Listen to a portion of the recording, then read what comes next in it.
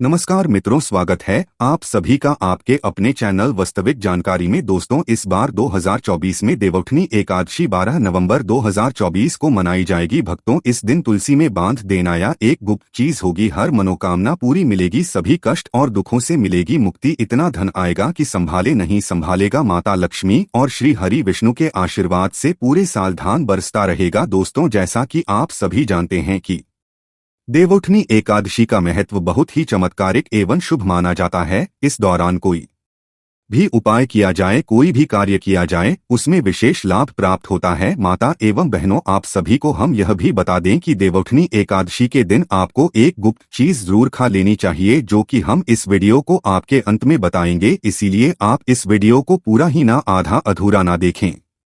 माताएं बहनों, देवउठनी एकादशी जब भी आती है तो बहुत ही फलदायी और चमत्कारी मानी जाती है। स्वयं लक्ष्मी जी चलकर पृथ्वी लोक पर भ्रमण करते हैं और उसे घर में जरूर जाती है। भक्ति आगे जानकारी बताने से पहले आपसे हम बता दें कि हमारा संकल्प है जनसेवा जन कल्याण करना, यानी कि हर नागरिक को यह जानकारी बिल्कुल की फ्री माध्यम से प्रोवाइड करना। लिए आपसे विनम्र निवेदन है कि आप इस वीडियो को लाइक जरूर कर दीजिए और कमेंट बॉक्स में जय मां लक्ष्मी जय भगवान विष्णु जरूर लिखे और कमेंट बॉक्स में आप अपनी राशि जरूर डाल दे, क्योंकि हम राशि से जुड़ा भाग्य भी बताती है और भाग्य में चल रही परेशानियों को दूर करने के लिए वह आसान से आसान उपाय भी बताते हैं। अगर देवउठनी एकादशी के टाइम पर कोई ऐसा उपाय होगा जो आपकी राशि से रिलेटेड होगा तो हम आपके कमेंट में आपको बता देंगे, और उसके लिए आप पहले चैनल सब्सक्राइब कर लीजिए, तभी हम आपके कमेंट का रिप्लाई कर पाते हैं। इसलिए आप वास्तविक जानकारी चैनल को जरूर सब्सक्राइब करें। भक्तों, चलिए आगे जान लेते हैं। जिस घर में यह छोटा सा उपाय तुलसी से जुड़ा उपाय किया जाता है, आपको सिर्फ और सिर्फ तुलसी के पौधे वाला उपाय करना चाहिए। ये उपाय इतना खास है कि अगर आपने सही मुहूर्त पर सही क्रिया अनुसार तुलसी के पौधे वाला उपाय कर लिया, जो प्राचीन काल के समय का महाउपाय है, माता लक्ष्मी जी के आशीर्वाद से आपके जीवन का कितना ही बड़ा दुख हो उससे आपको मुक्ति मिल जाएगी। आपकी कोई भी मनोकामना हो, मान लीजिए आप नौकरी की तैयारी कर रहे थे, आपकी नौकरी लग जाएगी, आपका बंद बड़ा व्यापार चल पड़ेगा, जिस बीमारी से आप बहुत दिनों से परेशान थे उसे बीमारी से आपको मुक्ति मिल जाएगी, आपके जीवन में धन आना शुरू हो जाएगा, आपके जीवन में धन आने के रास्ते खुल जाएंगे। और मां के चलिए दोस्तों, फिर आपको किसी भी प्रकार की परेशानी का सामना नहीं करना पड़ेगा। इसीलिए दोस्तों, इस दिन आप लोगों को इस वाले उपाय को जरूर कर लेना है, भले ही अपने पूरे साल भर इस उपाय को ना किया हो, पर अगर आपने इस देवउठनी एकादशी या 11 के दिन अगर इस वाले उपाय को कर लिया तो आपको इस उपाय को करने का वह फल मिलेगा जिसकी आपने कभी कल्पना भी नहीं करी होगी। इसीलिए आप लोग इस तुलसी के पौधे वाले को एक बार जरूर कर लेना, ताकि आप लोगों के हाथ से यह मौका ना जा सके और आपको इस उपाय को करने का फल मिल सके। दोस्तों, यह उपाय पंडित जी ने अपनी अभी की ही एक कथा में बताया है, जो इस उपाय को आज हम आपको बहुत अच्छे से समझने वाले हैं। इस वीडियो को देखने के बाद इस उपाय को समझने के लिए आपको कोई और वीडियो को देखने की जरूरत नहीं पड़ेगी। तो चलिए दोस्तों, उपाय को शुरू करते हैं। उससे पहले ही भक्तों, जय मां लक्ष्मी जी आपके इस वीडियो को जो भी लाइक और चैनल को सब्सक्राइब करें, उसके जीवन में कभी दुख दर्द कष्ट ना आने देना। साथ ही साथ कमेंट बॉक्स में जय मां लक्ष्मी जरूर लिखें, जिससे कि माता लक्ष्मी की कृपा आपके ऊपर हमेशा बनी रहे और भगवान विष्णु की कृपा आप पर और आपके पूरे परिवार पर बनी रहे और हर मनोकामना इच्छा पूरी हो। भक्तों, माता लक्ष्मी की कृपा आप सभी को प्राप्त हो सके। इसी के साथ में आप सभी को बता दूं कि आप लोग वीडियो को पूरा नहीं देखते हो, कट कट कर देखते हो और गलत गलत उपाय को कर लेते हो, तो आपसे निवेदन है कि वीडियो को पूरा जरूर देखें। देखिए दोस्तों, ये उपाय देवउठनी एकादशी के दिन यह इतना खास होता है, इतना महत्वपूर्ण होता है। देखा गया है कभी कभी बड़े बड़े पूजा पाठ अनुष्ठान से जो मनोकामना पूर्ण नहीं होते, देवउठनी एकादशी के दिन यह छोटा सा उपाय करने से पूरी हो जाती है। कि दिन एक छोटे से उपाय करने से ही आपकी मनोकामना पूर्ण हो जाती है, और बहुत सारे लोगों ने इस उपाय को किया भी है और उनको इस उपाय को करने का फल भी जरूर मिला है।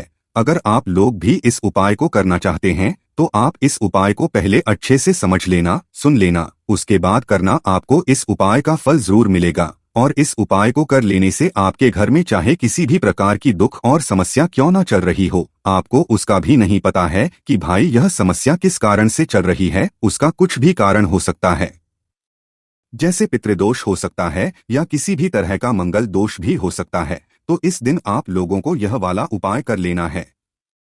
एक ऐसा उपाय है जी उपाय को अगर किसी विशेष दिन पर किया जाए तो भाई उसे विशेष दिन का जो है वह तो हमें मिलता ही मिलता है, पर हमने उसे दिन पर इस तुलसी के पौधे वाले उपाय को किया है तो हमें उससे भी बड़ा फल मिलता है और फल जल्दी मिलता है, क्योंकि आप इस उपाय को बहुत ही बड़े और विशेष दिन पर कर रहे हो। तो चलिए अब उपाय के बारे में बात करते हैं, लेकिन उससे पहले आप लोगों को यह जानना आवश्यक है कि आखिर यह उपाय किस समय करना है, किसको करना है और कैसे करना है। तो चलिए हम आगे आपको वीडियो में एक एक करके बता देते हैं। तो दोस्तों, इस तुलसी के पौधे वाले उपाय को हमें इस देवउठनी 11 के दिन कैसे करना है, किसको करना है, किस समय करना है और कहां पर करना है, सारे सवालों के जवाब आपको इस वीडियो में मिल जाएंगे। और जो यह वीडियो देखेगा भाई उसको तुलसी के पौधे वाला उपाय करना जरूर चाहिए, क्योंकि इस दिन शत्रुओं और किसी भी दोष, किसी भी बीमारी से मुक्ति पाने के लिए तुलसी के पौधे का बहुत ही बड़ा और विशेष महत्व होता है। और जब बात आ जाए तुलसी के पौधे की तो ये सोने पर सुहाग वाली बात हो जाती है और ये एक बहुत ही बड़ा उपाय हो जाता है। अब दोस्तों, इस तुलसी के पौधे वाले उपाय को आखिर करना किसको है, सबसे पहले हम लोग वह बात जान लेते हैं। तो देखो, घर की जो बड़ी माता है, बहाने होती है, उन माता बहनों में से कोई भी के बड़ी माता बहन इस वाले उपाय को कर सकती है। और दोस्तों, अगर आप चाहे तो अपने घर में से सभी सदस्यों को भी इस उपाय को करवा सकते हैं। अगर किसी व्यक्ति की खुद की कोई मनोकामना है, खुद की कोई दुख और परेशानी है जो कि वह अपने लिए ही करना चाहता है इस वाले उपाय को, तो वह खुद अपने लिए भी कर सकता है। बाकी अगर कोई घर में से ऐसा है जो कि अपने पूरे घर परिवार की सुख और शांति के लिए यह वाला उपाय करना चाहता है तो भाई वह भी सकता है, उसमें भी कोई दिक्कत वाली बात नहीं है। कहने का मतलब ये है कि इस उपाय को हर एक सदस्य भी कर सकता है और पूरे घर परिवार के सदस्य के लिए घर की बड़ी माता बहनों में से कोई एक माता बहन भी कर सकती है। माताएं बहनें अगर घर में उपस्थित ना हो या वह यह वाला उपाय ना कर पा रही हो तो फिर घर का कोई बड़ा सदस्य भी इस तुलसी के पौधे वाले उपाय को कर सकता है, चाहे फिर वह पुरुष ही क्यों ना हो, उसमें कोई भी दिक्कत वाली बात नहीं है। अब दोस्त, पौधे वाले उपाय को हमें करना कहाँ, देखो इस उपाय को हमें मंदिर में ही करना है। बहुत सारे लोग प्रश्न करते हैं हर एक उपाय को करते समय क्या हम इस उपाय को घर पर या मंदिर में कर सकते हैं। देखो, तो इस वाले उपाय को आप मंदिर पर करोगे तो अच्छा रहेगा, घर में नहीं करना है इस वाले उपाय को। उसके बाद में दोस्तों जो अगला प्रश्न निकाल कर आता है वही ये आता है इस उपाय को लेकर कि आखिर इस उपाय को हमें किस समय करना है, सुबह के समय करना है कि शाम के समय करना है। तो देखो, इस उपाय को आप लोग सुबह के समय भी कर सकते हो और शाम के समय प्रदोष काल में भी कर सकते हो। अब अगर आप पूछो कि भाई साहब सबसे उत्तम समय कौन सा रहेगा इस तुलसी के पौधे वाले उपाय को करने का, तो हम आपसे बस यही कहेंगे कि उपाय को आप शाम के समय करेंगे तो ज्यादा बेहतर होगा, क्योंकि देवउठनी एकादशी साल के सबसे बड़े दिन है और इस दिन कल के बहुत महत्व होता है। बाकी अगर सुबह के समय भी करेंगे तो भी अच्छा होगा, उसमें कोई भी दिक्कत वाली बात नहीं है। तो अब जो अगली सबसे बड़ी और महत्वपूर्ण बात आती है वह यह आती है कि सुबह अगर हम उपाय को करेंगे तो हमें कितने बजे से लेकर कितने बजे तक के बीच में करना है, और शाम के समय प्रदोष काल में करेंगे तो हमें कितने बजे से लेकर कितने बजे के बीच में करना है। तो देखो, सुबह जितनी जल्दी हो सके आप उपाय को करने की कोशिश करना। बाकी अगर किसी कारणवश भी हो जाओ, थोड़ी देर भी हो जाए, तो देखो सुबह जितनी जल्दी हो सके आप उपाय को करने की कोशिश करना। बाकी अगर किसी लेट भी हो जाओ, थोड़ी देर भी हो जाए, तो 10 या 11 बजे तक भी आप उपाय कर लेना, पर 12 बजे से ज्यादा देरी ना हो, ठीक है, इस बात का ध्यान रखना। उसके बाद में दोस्तों अगर शाम के समय प्रदोष काल की बात करें, प्रदोष काल का जो समय है होता है बस शाम के 6 बजे से शुरू हो जाता है, मतलब शाम के 6 बजे से लेकर 7 बजे के बीच का जो समय होता है ये समय प्रदोष काल का समय होता है। इस उपाय को 7 बजे या 8 बजे के बीच में भी कर सकते हो, मतलब शाम के 6 बजे से रात 8 बजे के बीच में आप कभी इस वाले उपाय को कर सकते हो, उसमें कोई भी दिक्कत वाली बात नहीं है। परंतु देवउठनी एकादशी के दिन कोशिश करना इस समय के अंतर्गत ही कर लो, किसी कारणवश ना कर पाओ तो थोड़ा देरी से भी कर सकते हो। तो चलिए अब हम अपने सबसे पहले उपाय की बात कर लेते हैं। तो अब देखिए, धन को लेकर अगर आप बहुत परेशान रहते हैं, क्योंकि आपको बता दें मैं तुलसी जो है ना ये माता लक्ष्मी का ही स्वरूप है, तो तुलसी से जुड़ा उपाय जब आप करते हैं तो धन संपत्ति की कभी आपके घर में नहीं कमी होती है। आपके जीवन में कमी नहीं होती है और साथ ही साथ धन संपदा ऐसे बढ़ती है कि उसे आप संभाल नहीं पाते हैं। माँ लक्ष्मी की कृपा आपके घर पर हमेशा बरसती है। जब आप देवउठनी एकादशी के दिन तुलसी के पौधे से जुड़ा हुआ यह उपाय कर लेते हैं, और इस बार तो देवउठनी एकादशी पर आपको बता दें कि बहुत ही ज्यादा शुभ संयोगों का निर्माण हो रहा है, तो इस दिन आपको बिल्कुल चूकना है, क्योंकि आपको बता दें कि इस दिन एक नहीं पूरे दो बहुत ही शुभ और उत्तम योग बन रहे हैं। इस दिन सिद्ध योग और शरबत सिद्धि योग दोनों के दोनों योग कर रहे हैं, और ऐसे में यह उपाय आप कर लेते हैं तो ऐसा समझ लीजिए आपका उपाय तुरंत सफल भी होगा और दूसरों की कृपा आपके ऊपर बरसेगी, क्योंकि जो देवउठनी एकादशी होती है का दिन जो होता है ये श्री हरि विष्णु और माता लक्ष्मी को ही समर्पित होता है। तो आज की वीडियो सा उपाय आपको बताने वाले हैं जिससे कि आपकी मनोकामना भी पूरी होगी, धन संपदा भी आपके घर में बढ़ेगी, माँ लक्ष्मी की कृपा बरसती रहेगी। बात कर लेते हैं सबसे पहले उपाय की, जो कि आपको देवउठनी एकादशी के दिन जरूर करना चाहिए कि इस उपाय को करने से आपके घर में जितनी भी नेगेटिव एनर्जी होती है, जो भी बुरी शक्तियां होती हैं, नजर दोष होती है, सारी की सारी दूर होती है। तो जो उपाय अब आपको बताने वाले हैं यह उपाय जुड़ा हुआ है गंगाजल से। अब देखिए को करना क्या है।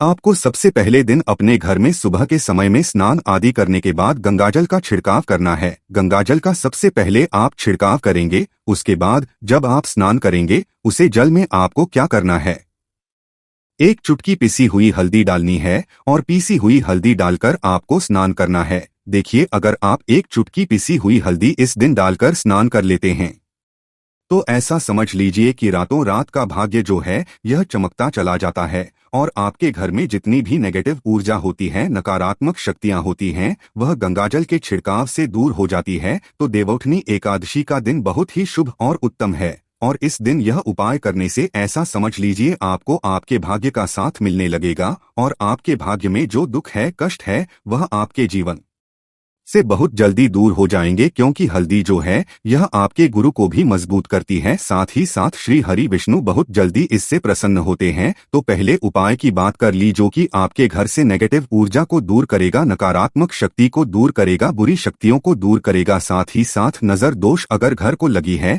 किसी व्यक्ति को लगी है, वह भी दूर हो जाएगी, और धन संपदा आपके घर में बढ़ती चली जाती है। जब इस उपाय को आप करते हैं आपके भाग्य का भी आपको पूरा साथ मिलता है। अब बात कर लेते हैं अपने दूसरे उपाय की। तुलसी के पौधे में कौन सी वह चीज आपको रखती है जिसके बाद आपके घर में धान की वर्षा भी होगी और अष्ट लक्ष्मी का आपके घर में वास होगा। देखिए जहां पर श्री हरि विष्णु होते हैं ना वहीं पर होती है धन की देवी माता लक्ष्मी, क्योंकि बिना श्री हरि विष्णु के मां लक्ष्मी कहीं नहीं जाती है। जहां श्री हरि विष्णु वहां पर लक्ष्मी हमेशा वास करती है। अब आपको बता दें कि जो श्री हरि है इन्हें तुलसी मैया बहुत प्रिय है, और तुलसी मैया से जुड़ा हुआ कोई भी उपाय आप करते हैं तो ऐसा समझ लीजिए कि तुरंत के तुरंत आपसे श्री हरि विष्णु प्रसन्न हो जाते हैं, और आपके जीवन के कासन को, दुखों को दूर करते हैं, और आपके घर में सुख धन की वृद्धि भी होती है। अब जो लोग बहुत ज्यादा परेशान रहते हैं कि घर में धन नहीं आता, पैसा हाथ में नहीं रुकता है, फिजूल खर्ची बहुत ज्यादा बढ़ गई है, जीवन में हमारे खर्चे पूरे नहीं हो पा रहे हैं, 1 रुपए को लेकर परेशान है, दूसरों से पैसा उधार लेना पड़ रहा है, तो जिन लोगों के साथ ऐसी चीज बहुत है, मतलब धन को लेकर बहुत ज्यादा समस्याएं हैं, उन्हें तो विशेष उपाय को देवउठनी एकादशी पर यह तुलसी से जुड़ा हुआ उपाय, क्यों विधान संपदा को बढ़ाने के लिए यह बहुत ही लाभदायक, बहुत ही चमत्कारी उपाय है। तो देखिए आपको करना क्या है। आपके यहाँ पर एक कलावा लेना है, ठीक है ना, मौली धागा जिसे हम बोलते। साथ ही साथ आपको थोड़ी सी लेनी है बिजी हुई हल्दी। अगर आपके पास सबूत हल्दी है तो आप उसे पीसकर उसका पाउडर बना लें। अब उसे हल्दी का आपको थोड़ा सा गोल बना लेना है पानी डालकर, और कलवा आपको थोड़ा सा इस हल्दी वाले जो हल्दी का आपने पेस्ट बनाया है ना, गाढ़ा गाढ़ा घोल, उसी के अंदर आपको उसे मौली धागे को, उसे कलवा को अच्छे से हल्दी में लपेट देना है। हल्दी को अच्छे से उसके अलावा के ऊपर आपको लगा देना है। अब आप क्या करेंगे कि इसके जो कलवा आपने लिया है 3 घंटे आपको लगानी है। तीनों गठन पर आपको बोलना है जय माता लक्ष्मी, जय श्री हरि विष्णु, जय माता लक्ष्मी, जय श्री हरि विष्णु। और अगर आप मंत्र बोल पाते हैं तो बहुत ही ज्यादा उत्तम है। मंत्र आप यहाँ पर ध्यान से सुन लें। ओम नमो भगवते वासुदेवाय नमः, ओम नमो भगवते वासुदेवाय नमः, ओम नमो भगवते वासुदेवाय नमः। इस तरह से 3 बार बोलना है और 3 गांठ लगानी है। हर गांठ पर आपको बोलना है, वरना जय श्री हरि विष्णु, जय माता लक्ष्मी बोलना है। अब आपको क्या करना है, ये जो आपने मौली भाग लिया है, कलवा जो लिया है, या आपको तुलसी जी के पौधे पर बांधना है। देखिए, यह उपाय सुबह के समय करेंगे, शाम के समय आपको यह उपाय नहीं करना है। लेकिन शाम के समय में तुलसी जी के पौधे के पास दीपक आपको जरूर लगाना है। देखिए, तुलसी मैया के पास जब भी आप दीपक लगते हैं और इस तरह से यह मौली धागा बांध देते हैं, जिसने की हल्दी लगाई है, धन संपदा आपके घर में बढ़ती चली जाए। और अगर आप इस उपाय को शाम के समय करना चाहते हैं तो कर सकते हैं। उसका समय होता है, उसका टाइम है कि किस समय पर करना है। तो आपको इस उपाय को रात के 9:30 की आप बाद ही आपने सुबह को करिए। अगर आप रात के समय करना चाहते हैं, देवोठनी एकादशी की पूजा के बाद करना चाहते हैं, तो 9:30 के बाद आप इस उपाय को रात्रि के 12 तक कर सकते हैं, क्योंकि इसी टाइम तक देवोठनी एकादशी की जो जागृत शक्तियां होती है, जो जागृत हो चुकी होती है, उसका विशेष रूप से आपको फल मिलता है और धन की जितनी भी समस्याएं हैं वह आपके घर से, आपके जीवन से दूर हो जाती है। और जो आपके भाग्य में दुख कष्ट लिखे हैं ना, वह भी दूर होते हैं। क्योंकि हल्दी देखिए, सबसे पहले आपको बता दे कि आपके गुरु ग्रह को मजबूत कर देगी और आपकी कुंडली आपका गुरु ही ग्रह होता है, जो आपको सब कुछ देता है, अधिक से अधिक पैसा देता है, अच्छी से अच्छा जीवन, लाइफ, सब कुछ आपको आपके गुरु ग्रह से मिलता है। और हल्दी का कोई भी उपाय जब आप करते हैं तो कुंडली में गुरु बहुत मजबूत हो जाता है। तो देखिए, जब आप इस उपाय को करेंगे ना, हल्दी वाला कलवा जब तुलसी मैया के पौधे पर बांधकर आप महंत तुलसी से प्रार्थना कर लेंगे, श्री हरि विष्णु का ध्यान कर लेंगे, तो विश्वास मानिए आपके जीवन को दूर करने श्री हरि विष्णु और महालक्ष्मी जरूर आएंगे और आपके घर में धान के भंडार भर जाएंगे, धन संपदा आपके घर में बढ़ती चली जाएगी। पूरे विश्वास से किया गया कोई भी उपाय कभी भी निष्फल नहीं होता है। भगवान आपकी जो भी मनोकामना होती है ना, उसे जरूर पूरा करते हैं। तो कोई भी आपकी अगर इच्छा है, विश्व है, कोई भी ऐसी मनोकामना जो लंबे समय से अटकी हुई है, आप में तुलसी से कह दे और फिर मैं तुलसी जो है ना, यह आपकी मनोकामना श्री हरि विष्णु से कह देंगे और फिर श्री हरि विष्णु आपकी कोई भी मनोकामना हो उसे पूरा जरूर करेंगे। क्योंकि मैं तुलसी की कोई भी बात श्री हरि विष्णु कभी नहीं डालते हैं। तो बहुत ही उत्तम सा यह उपाय है, बहुत ही चमत्कारी है और इस बार तो बहुत ही उत्तम और शुभ योग बना है। तो आप यह उपाय जरूर करें। तो बात कर लेते हैं अपने लास्ट उपाय की, जो कि तुलसी मैया से जुड़ा हुआ है। आप इस दिन क्या करें कि तुलसी के गमले की थोड़ी सी मिट्टी ले ली है ना, क्योंकि उसमें होता है समस्त तीर्थों का वास। तुलसी का पौधा जी गमले में लगा है, वहां से थोड़ी सी मिट्टी ले लें, थोड़ा सा जल उसके अंदर डालेंगे और इसका तिलक आपको अपने मस्तक पर लगाना है। अब घर में जितने भी सदस्य हैं ना, सभी के मस्तक पर आपको यह तिलक लगाना चाहिए। देखिए, जो तुलसी की मिट्टी होती है ना, इसका तिलक जवाब लगते हैं आपके जीवन के जितने भी दुख हैं, कष्ट हैं, जो बार बार जीवन में समस्याएं आ रही हैं, काम नहीं चल रहा है, व्यापार नहीं चल रहा है। क्योंकि बहुत बार जब व्यक्ति को उसके भाग्य का साथ नहीं मिलता है, उसके जीवन में कष्ट और दुख लिखे होते हैं, तो बहुत मेहनत करने के बाद भी असफलता ही मिलती है। और इस उपाय को करने से ऐसा समझ लीजिए कि आपके जीवन के कष्ट दुख जो हैं वह बहुत जल्दी दूर होते हैं।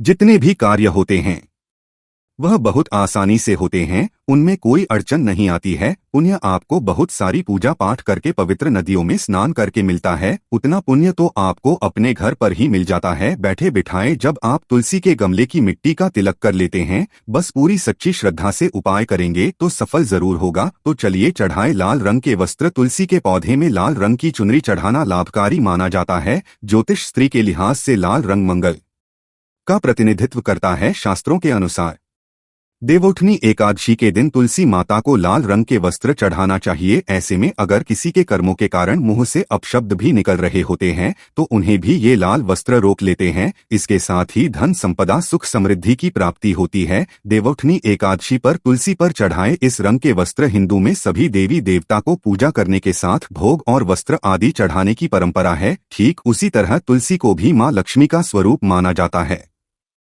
इसलिए उन्हें भी वस्त्र अर्पित किए जाते हैं। तुलसी को बांधे कलावा देवोठनी एकादशी के दिन आप तुलसी माता को लाल रंग का धागा या कलावा भी बांध सकते हैं। ऐसा माना जाता है कि ये उपाय करने से भगवान विष्णु के साथ साथ माता लक्ष्मी भी प्रसन्न होती है। ये उपाय से आपके जीवन की हर छोटी बड़ी मनोकामना पूर्ण हो सकती है।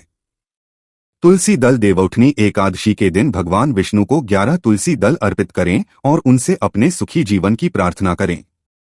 जिन लोगों के विवाह में देरी हो रही है या रिश्ता होने के बाद बार बार टूट जाता है, उनके लिए भी ये उपाय बहुत उत्तम माना गया है। लाल चुनरी देवउठनी एकादशी के दिन तुलसी माता को लाल रंग की चुनरी चढ़ाएं। तुलसी को ये चुनरी अर्पित करते समय महाप्रसाद सर्व सौभाग्यवर्धिनी आधि व्याधि हरा नित्य तुलसी मंत्र का जाप करें। ऐसा कहते हैं कि तुलसी को चुनरी चढ़ाने से भगवान विष्णु प्रसन्न हो जाते हैं और धन वैभव का आशीर्वाद देते हैं। दीप का और कच्चा दूध देवउठनी एकादशी के दिन घर में रखी तुलसी के पास घी का दीपक प्रज्वलित करें। ये दीपक जलाने के बाद तुलसी को थोड़ा सा कच्चा दूध भी अर्पित करें। ये उपाय करने से आपको सुख प्राप्त होगी।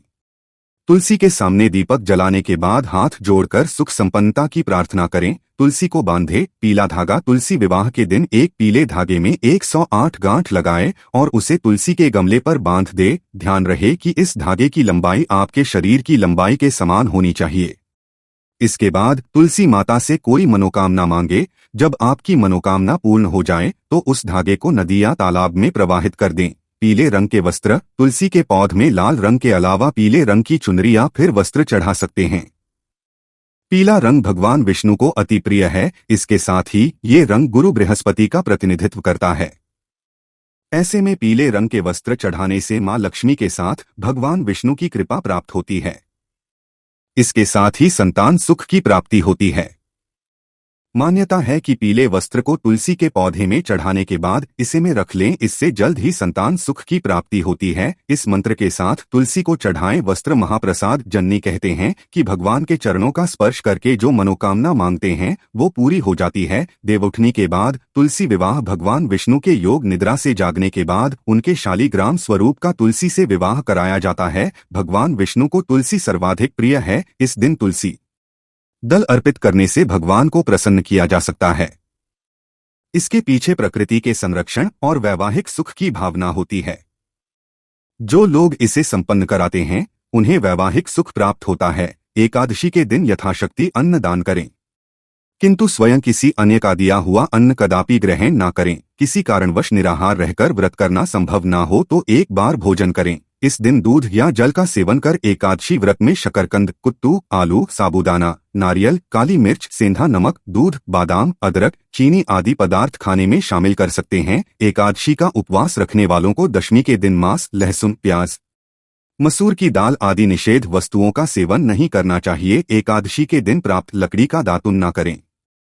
इस दिन वृक्ष से पत्ता तोड़ना वर्जित है। आठ गिरा हुआ पत्ता लेकर सेवन करें। नींबू, जामुन या आम के पत्ते लेकर चबा ले और अंगुली से कंठ साफ कर ले। यदि यह संभव ना हो तो पानी से 12 बार कुल्ले कर ले। एकादशी 11 के दिन व्रतधारी व्यक्ति को गाजर, शलजम, गोभी, पालक इत्यादि का सेवन नहीं करना चाहिए। एकादशी पर श्री विष्णु की पूजा में मीठा पान चढ़ाया जाता है, लेकिन इस दिन पान खाना भी वर्जित है। फलों में केला, आम, अंगूर, पिस्ता इत्यादि अमृत फलों का सेवन करें। सूखे मेवे जैसे बादाम, पिस्ता आदि का सेवन किया जा सकता है। एकादशी तिथि पर जौ, बैंगन और सेम फली नहीं खानी चाहिए। इस व्रत में सात्विक भोजन करें। मांस, मदिरा या अन्य कोई भी नशीले पदार्थ का सेवन नहीं करें। प्रत्येक वस्तु प्रभु को भोग लगाकर तथा तुलसी दल छोड़कर ग्रहण करना चाहिए। देवउठनी एकादशी के दिन क्या ना करें। देवउठनी एकादशी के भगवान विष्णु निद्रा से जागते हैं और इसी के साथ सारे शुभ कार्य शुरू होते हैं। ऐसा कहा जाता है कि देवउठनी एकादशी पर दोपहर में नहीं सोना चाहिए। धार्मिक ग्रंथों में कहा गया है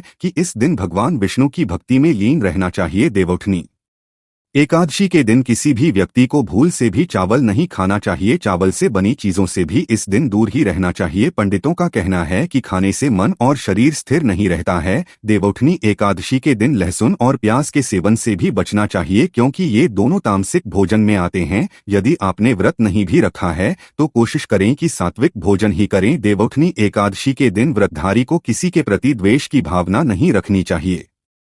हो सके तो इस दिन घर या घर के बाहर किसी से लड़ाई झगड़ा ना करें। मान्यता है कि करने से भगवान विष्णु और माता लक्ष्मी नाराज हो जाते हैं। इस दिन अगर आप बूढ़े बुजुर्गों की सहायता करते हैं तो ऐसा करने से भगवान विष्णु और माता लक्ष्मी प्रसन्न होती हैं। इसलिए बुजुर्गों का अपमान न करें और उन्हें दुत्कारे नहीं। देवउठनी एकादशी के दिन भूल से भी माता तुलसी के पौधे को नहीं छूना चाहिए, क्योंकि इस दिन माता तुलसी और शालिग्राम का विवाह होता है। न ही तुलसी तोड़नी चाहिए। ऐसी भी मान्यता है कि एकादशी के दिन तुलसी पर जल नहीं चढ़ाना चाहिए, क्योंकि तुलसी उपवास रखती है और इससे उनका उपवास टूट जाएगा।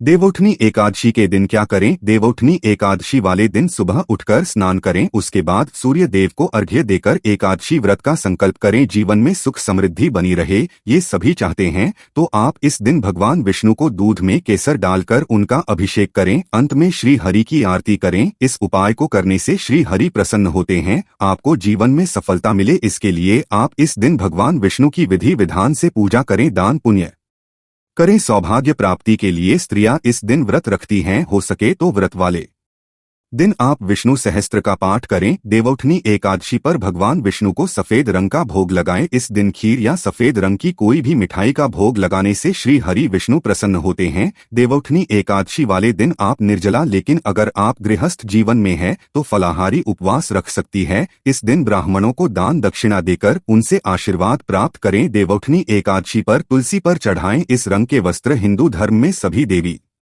देवता को पूजा करने के साथ भोग और वस्त्र आदि चढ़ाने की परंपरा है। ठीक उसी तरह तुलसी को भी मां लक्ष्मी का स्वरूप माना जाता है, इसलिए उन्हें भी वस्त्र अर्पित किए जाते हैं। चढ़ाएं वस्त्र। तुलसी के पौधे में लाल रंग की चुनरी चढ़ाना लाभकारी माना जाता है। ज्योतिष शास्त्र के लिहाज से लाल रंग मंगल का प्रतिनिधित्व करता है। शास्त्रों के अनुसार देवउठनी एकादशी के दिन तुलसी माता को लाल रंग के वस्त्र चढ़ाना चाहिए। ऐसे में अगर किसी के कर्मों के कारण मुंह से अपशब्द भी निकल रहे होते हैं तो उन्हें भी ये लाल वस्त्र रोक लेते हैं। इसके साथ ही धन संपदा सुख समृद्धि की प्राप्ति होती है। चढ़ाए लाल रंग के वस्त्र। तुलसी के पौधे में लाल रंग की चुनरी चढ़ाना लाभकारी जाता है। ज्योतिष शास्त्र के लिहाज से लाल रंग मंगल का प्रतिनिधित्व करता है। शास्त्रों के अनुसार देवउठनी एकादशी के दिन तुलसी माता को लाल रंग के वस्त्र चढ़ाना चाहिए। ऐसे में अगर किसी के कर्मों के कारण मुंह से अपशब्द भी निकल रहे होते हैं तो उन्हें भी ये लाल वस्त्र रोक लेते हैं। इसके साथ ही धन संपदा सुख समृद्धि की प्राप्ति होती है। पीले रंग के वस्त्र पहने। एकादशी के दिन भगवान विष्णु आशीर्वाद पाने के लिए नहाने के पानी में एक चुटकी हल्दी डालकर स्नान करें और उसके बाद पीले रंग के वस्त्र पहनें। ऐसा करने से भगवान विष्णु की कृपा बनी रहती है। करियर में होगा सुधार। अगर आपके भी कैरियर में बाधा आ रही है तो देवउठनी एकादशी के दिन भगवान विष्णु को केसर वाले दूध से अभिषेक करें। ऐसा करने से सारी परेशानियां दूर हो जाती हैं। विवाह के योग। अगर किसी व्यक्ति को विवाह से जुड़ी परेशानियों का सामना करना पड़ रहा है तो वह देवउठनी एकादशी के दिन विष्णु की पूजा के दौरान केसर हल्दी या पीले चंदन का तिलक करें। उसके बाद भगवान विष्णु को पीले रंग के फूल अर्पित करें। ऐसा करने से विवाह के योग शीघ्र बनते हैं। मिलेगी कर्ज से मुक्ति। कर्ज से मुक्ति पाने के लिए देवउठनी एकादशी के दिन पीपल के पेड़ पर जल चढ़ाना चाहिए। इसके बाद शाम को पेड़ के नीचे दीपक जलाएं। मान्यता है कि इन उपायों को करने से व्यक्ति को जल्द ही कर्ज से मुक्ति मिल सकती है। धन की कमी नहीं होगी। कार्तिक माह में तुलसी की पूजा करने खास महत्व है। देवउठनी एकादशी के दिन तुलसी के पौधे में गन्ने का रस मिलाकर चढ़ाएं। इसके बाद देसी घी का दीपक जलाकर तुलसी माता की आरती करें। मान्यता है कि ऐसा करने से व्यक्ति को कभी धन की कमी नहीं होते और जीवन से सभी कष्ट भी दूर होते हैं। भक्तों, अभी तक आपने जय मां लक्ष्मी जय भगवान विष्णु ना लिखा हो तो जरूर ही लिख दीजिए। चलिए, भगवान विष्णु के लिए आप ऐसी गलती भूल कर भी ना करें। ये गलती आप विष्णु को क्रोधित कर सकती है, इसलिए ऐसी गलती भी नहीं करना चाहिए। भक्तों, और कमेंट बॉक्स में आप अपनी राशि जरूर डाल दी, क्योंकि हम राशि से जुड़ा भाग्य भी बताते हैं, इसलिए कमेंट बॉक्स में आप अपनी राशि जरूर ही डाल दीजिए। चलिए आगे जान लेते हैं कौन सी गलतियां भगवान विष्णु को क्रोधित कर सकती हैं, इसलिए आप ऐसी गलती भूल कर भी ना करें, भूल से भी ना करें। ये गलती एक दोपहर में नहीं सोए 4 माह के लंबे समय के बाद भगवान विष्णु निद्रा से बाहर आते हैं। ऐसे में हमें दोपहर में नहीं सोना चाहिए और प्रभु का कीर्तन भजन करना चाहिए। इससे माता लक्ष्मी प्रसन्ना होती है और धन लाभ होता है। और सोना अशुभ और भगवान का अनादर माना जाता है। चावल का सेवन नहीं करें। पौराणिक मान्यताओं और कहानियों में एकादशी के दिन चावल खाने की मनाही है। ऐसी मान्यता है कि इस दिन चावल खाने वाला व्यक्ति रेंगने वाला जीव बनता है, इसलिए चावल, मांस, मदिरा इत्यादि का सेवन एकादशी के दिन नहीं करें। साथ ही लहसुन से भी परहेज करना चाहिए। किसी को भला बुरा नहीं बोले। देवउठनी एकादशी को व्रत के दौरान किसी भी व्यक्ति को भला बुरा नहीं बोले और ना ही किसी के लिए मन में बैर पाले। इस दिन अपने मन में सिर्फ और सिर्फ भगवान के प्रति आस्था और भक्ति का भाव रखना चाहिए, तब जाकर आपकी पूजा सार्थक होगी। भूलकर तुलसी का पत्ता नहीं तोड़े। तुलसी भगवान विष्णु को अत्यंत प्रिय है, ऐसे में भूलकर इस दिन तुलसी की पत्ती नहीं तोड़े, इससे भगवान विष्णु रुष्ट हो जाएंगे।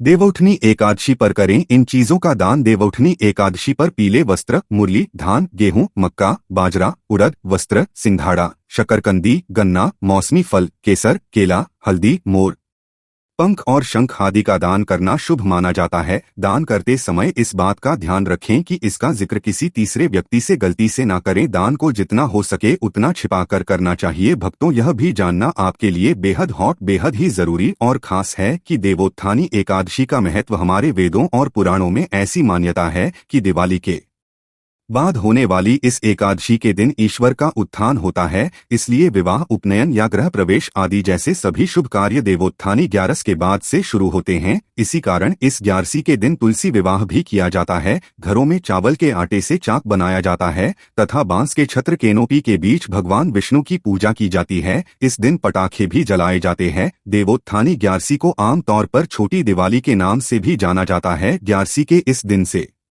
मंगल का संवाहक फिर से अपनी शक्ति प्राप्त करता है। कार्तिक शुक्ल एकादशी के दिन तुलसी विवाह के साथ ही घर में सभी सकारात्मक कार्य सुचारू रूप से किए जा सकते हैं। तुलसी का प्रकृति का चित्रण करने के साथ ही एक औषधीय पौधा भी माना जाने के कारण लाभप्रद होने से सभी को दान में दिया जाता है। 4 महीनों की निद्रा से भगवान विष्णु के जागने के बाद उस क्षण के बाद से सभी शुभ कार्य किए जा सकते हैं। भारतीय कैलेंडर के अनुसार एकादशी का दिन वास्तव में नीरस होने के कारण विशेष रीति रिवाजों के साथ मनाया जाता है। इस दिन से विवाह और कई अन्य शुभ क्रमों की शुरुआत होती है। इस दिन व्रत रखने का भी अत्यधिक महत्व बताया गया है। महिलाएं तुलसी विवाह के दिन अपने लॉन को मलमल से सजाकर इस त्योहार को भजन और गीतों के साथ मनाती है। दीप दान के लाभ। ऐसा कहा जाता है कि नियमानुसार देवोत्थान एकादशी भगवान विष्णु के शालिग्राम रूप और देवी वृंदा तुलसी के विवाह का दिन होता है। भगवान विष्णु की निद्रा के 4 महीनों के दौरान सृष्टि के कार्यों से मुक्त होने पर, भगवान रुद्र के शांत हो जाने पर भगवान विष्णु 4 महीनों लंबी निद्रा से जागने के ब्रह्मांड के प्रबंधन कार्यों को फिर से शुरू करते हैं। अतः इस दिन पूर्ण समर्पण और विश्वास के साथ भगवान विष्णु की पूजा की जाती है। दिन के उजाले में घर की छत पर दीपक रखकर आनंद और सुख में वृद्धि करने के लिए रात में रोशनी करके घर के किसी भी हिस्से में अंधेरा नहीं होने देना चाहिए। आखिर श्री हरि निद्रा में क्यों जाते हैं? एक समय की बात है, भगवान विष्णु से उनकी प्रिया लक्ष्मी जी, प्रभु आप पूरे दिन जागते हैं और जब निद्रा लेते हैं तो वर्षों के लिए निद्रा में चले जाते हैं, जिससे प्रकृति का संतुलन बिगड़ जाता है। इसलिए इसे समझते हुए योजना अनुसार निद्रा ले, जिससे मेरी भी मदद हो जाए। लक्ष्मी जी की बात सुनकर भगवान विष्णु ने मुस्कुराकर उत्तर दिया, देवी आपने सत्य और उचित ही कहा है। मेरे जागने से अन्य सभी देवताओं को और विशेष रूप से आपको मेरी सेवा के कारण विश्राम नहीं मिल पाता है। आज से मैं वर्षा ऋतु में 4 महीनों के लिए निद्रा में जाऊंगा, जो अल्प निद्रा और योग निद्रा कहलाएंगे, जिससे मेरे अनुयायियों पर परम कृपा बनी रहेगी। इस अवधि के दौरान मेरी निद्रा की भावना का ध्यान रखने वाले सभी भक्तों के घरों में हमेशा आपके साथ वास करके कृपा बरसाऊंगा। तुलसी शालिग्राम विवाह। कार्तिक मास में स्नान करने वाली महिलाओं द्वारा एकादशी के दिन भगवान विष्णु, जिन्हें शालिग्राम के नाम से भी जाना होता है, और विष्णुप्रिया तुलसी का विवाह कराया जाता है। तुलसी वृक्ष और शालिग्राम का विवाह समारोह सुंदर से मंडप में किया जाता है। समारोह के दौरान नाम अष्टक सहित विष्णु सहस्त्र नाम का पाठ किया जाता है। शास्त्रों के अनुसार इस तुलसी शालिग्राम विवाह को मनाने का कारण सुखी वैवाहिक जीवन और पुण्य की प्राप्ति होता है। कार्तिक मास में तुलसी वृक्ष दान करने से बड़ा कोई दान नहीं होता। पृथ्वी लोक में जो इस प्रकार है, वृंदावन, वृंदा, विश्व पूजिता, विश्व पावनी, पुष्पसारा, नंदिनी, कृष्ण जीवनी और तुलसी श्री हरि के पवित्र प्रसाद में तुलसी पत्र का होना अनिवार्य होता है और भगवान की माला और चरणों में तुलसी पत्र अर्पित किए जाते हैं। देवोत्थानी एकादशी पौराणिक व्रत कथा। एक बार एक राजा था और उसके राज्य में सभी एकादशी का व्रत रखते थे। एकादशी के दिन पशुओं सहित कोई भी भोजन नहीं दिया जाता था। एक दिन दूसरे जैसे एक आदमी ने राजा के पास आकर नौकरी पर रखने का अनुरोध किया। राजा ने उसे नौकरी पर रखने की सहमति देने से पहले शर्त रखी कि उसे एकादशी के दिन को छोड़कर प्रत्येक दिन भोजन दिया जाएगा। उस समय उस आदमी ने राजा की शर्त मान ली, लेकिन एकादशी के दिन जब उसे फल दिए गए तो उसने फल लेने से मना कर दिया और राजा के पास जाकर विनती की कि यह फल उसके लिए पर्याप्त नहीं है और वह भूख से मर जाएगा, और उसने राजा से देने की विनती की। इसके बाद राजा के शर्त याद दिलाने के बाद भी वह खाना छोड़ने के लिए तैयार नहीं हुआ, इसलिए राजा ने उसे आटा, दाल, चावल आदि दे दिए। राजा से भोजन प्राप्त करने के बाद उस आदमी ने सामान्य रूप से नदी में स्नान करके भोजन तैयार करना शुरू किया। खाना बन जाने के बाद वह भगवान को आकर खाने के लिए बुलाने लगा। उसके पुकारने पर भगवान पीताम्बर धारण करके चतुर्भुज रूप में आए और उसके साथ प्रेम से भोजन करने लगे। भोजन करने के ईश्वर वहीं रुक गए और वह आदमी अपने काम पर चला गया। 15 दिन के बाद दोबारा एकादशी आने पर उस आदमी ने राजा से दुगनी मात्रा में भोजन देने की विनती की। कारण पूछने पर उसने राजा को उत्तर दिया कि वह उस दिन भूखा रहा क्योंकि ईश्वर ने भी उसके साथ भोजन किया था जो 2 लोगों के लिए पर्याप्त नहीं था। ये सुनकर राजा आश्चर्यचकित रह गया तथा विश्वास करने को तैयार नहीं था कि भगवान उस आदमी के भोजन करते हैं।